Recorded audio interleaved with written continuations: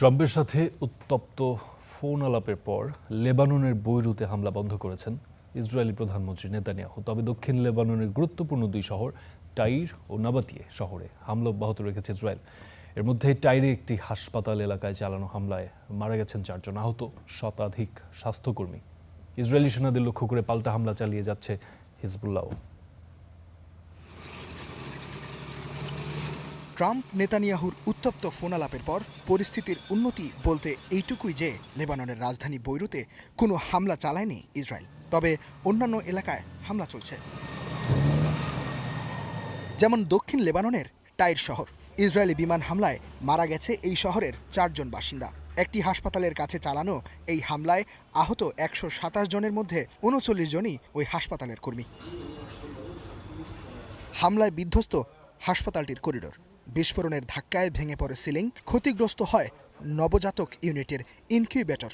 হামলার সময় এই ইউনিটে বেশ কিছু নবজাতক ছিল। পুরো এলাকা জুড়েই ধ্বংসের চিহ্ন। প্রত্যক্ষদর্শীরা বলছেন, নারী, শিশু হাসপাতাল কর্মী, অ্যাম্বুলেন্স কিংবা সাংবাদিক, হামলা থেকে কিছুই বাদ দিচ্ছে না ইসরায়েলি বাহিনী। বরাবরের মতোই ইসরায়েলের দাবি, তারা হিজবুল্লাহর সন্ত্রাসী অবকাঠামো লক্ষ্য করে হামলা চালিয়েছে। হাসপাতালে হামলা ইচ্ছাকৃত নয়, অথচ গেল 3 মাসে ইসরায়েলের কথিত এমন অনিচ্ছাকৃত 159টি হামলায় মারা গেছে 128 জন চিকিৎসাকর্মী। হামলা হয়েছে দক্ষিণ লেবাননের শিয়া অধ্যুষিত নাবাতিয়ে শহরেও, যেখানে নিহত এক চিকিৎসক ও তার 2 সন্তান।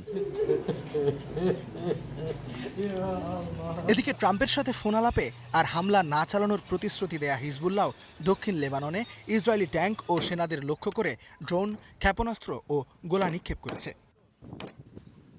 এর আগে ট্রাম্পের সাথে ফোনালাপের পর বৈরুত অভিযান থেকে পিছু হটেছে ইসরায়েল। হিজবুল্লাহর মুখপাত্র জানান, ইরানের চাপের মুখে দক্ষিণ বৈরুতে ইসরায়েলি হামলা আপাতত থেমেছে। আর ইরান বলছে, লেবাননে হামলা চলতে থাকলে যুক্তরাষ্ট্রের সঙ্গে চলমান আলোচনা যে কোনো সময় স্থগিত হতে পারে। ইস্তিহাতুল মাহমুদ, স্টার নিউজ।